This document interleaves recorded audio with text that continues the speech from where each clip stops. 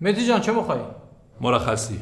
نمیشه. یا مرخصی میدی یا یه جوری میزنم 1 ماه استعلاجی میگیری میری گوشه خونه میخوابی. آقا برو بیرون، شر درست نکن، برو بیرون. با سلام و درود خدمت شما. بنده نیاز به 3 روز مرخصی دارم. مرخصی نیست. 2 روز آقا. آقا میگم مرخصی نیست، بفرما. حتی 1 روز؟ آره حتی 1 روز. پس من یه موز برمیدارم میرم. تو دیگه چی میگی؟ من مرخصی میخوام. مرخصی برای چی؟ تو من حالا یه مرخصی بده، حالا میرم بیرون یه کارایی میکنم، شاید یه مرخصیایی پیداش کنم. چه میخوای کوچولو؟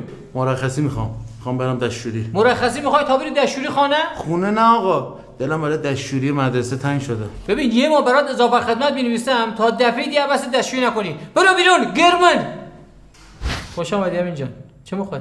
میخوام یه روز برم مرخصی. تو یه هفته برو. نه همون یه روز کافیه. یه وقتی بهت میگم برو یعنی برو دیگه، برو. آخه نداره دیگه، برو. آقا جان اگه اجازه بدید، من ننم پیره، تنهاست، باید برم کمکش. ببینم مگه تو ننت کار میکنه؟ غریبی نیستی آقا جان، اونجا کشمیشه رو پاک میکنه فلان. خب بابا چرا کمکش نمیکنه؟ بابا هم برای اونجا بسته‌بندی کارهای دلیوری انجام میده دیگه.